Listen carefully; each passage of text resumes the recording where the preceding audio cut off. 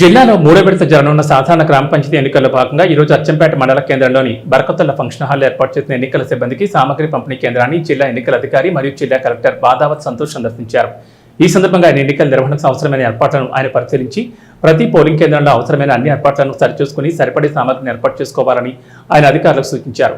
Polling సిబ్బందితో పాటు బందోబస్తు నిర్వహించి పోలీస్ సిబ్బందిని తరలించేందుకు అక్కడ సిద్ధంగా ఉంచిన వాహనాలను కూడా పరిశీలిస్తూ సకాలంలో నిర్దిష్ట సమయానికి సిబ్బంది పోలింగ్ కేంద్రాలకు చేరుకునేలా పర్యవేక్షణ జరపాలని, ఈ ఎన్నికల్లో ప్రతి అధికారి సిబ్బంది ఎన్నికల సంఘం ఆదేశాలను పాటిస్తూ సమన్వయంతో కృషి చేసి విజయవంతంగా ఎన్నికలను ముగించాలని ఎన్నికల సిబ్బందికి ఆయన పలు సూచనలు సలహాలు చేస్తూ ఈ సామగ్రి డిస్ట్రిబ్యూషన్ కేంద్రం నుంచి పోలింగ్ కేంద్రానికి చేరుకున్న తదుపరి మరోసారి బ్యాలెట్ పత్రాలను మరియు ఓటింగ్ నిర్వహణ ఏర్పాట్లను తనిఖీ చేసుకుని 24 గంటల విద్యుత్ సరఫరా ఉండే విధంగా చూసుకోవాలని ఆయన అధికారులను ఆదేశించారు.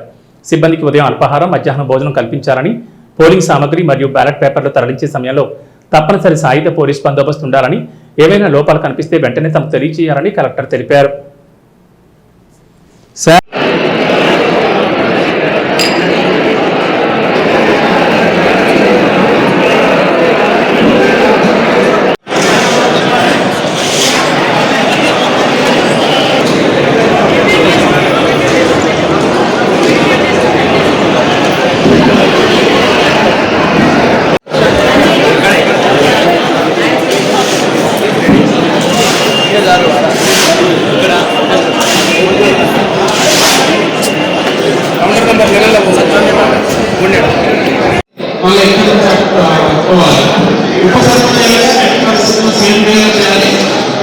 మీరు ఎవరైతే వాటర్ తెలుస్తారో వాళ్ళందరినీ అక్కడే కూర్చోబెట్టుకోవాలి. అక్కడే కూర్చోబెట్టుకొని సేమ్ డేలో కండక్ట్ చేసుకోవాలి. అలా నెక్స్ట్ డే 80% పోస్ట్ చేయదు. నేను నెక్స్ట్ వాళ్ళు చేసుకోవాలని అర్థం చేసి నెక్స్ట్ వాళ్ళు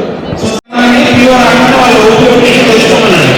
ఓకే, మీరందరూ ఫ్యూచర్లో ఉంటారు. మీ అందరికీ మీరు చెప్తున్నా ఎలక్షన్ అయిపోయిన తర్వాత వస్తాయి. మెయింటైనింగ్ డేటా చేస్తారు ఎవరెవరు రాలేదు అని. ఓకే, దీని తర్వాత కూడా నోటీసెస్ వస్తాయి, దీని తర్వాత కూడా ఆర్డర్స్ వస్తాయి. సో దయచేసి మీరు ఇన్ఫార్మ్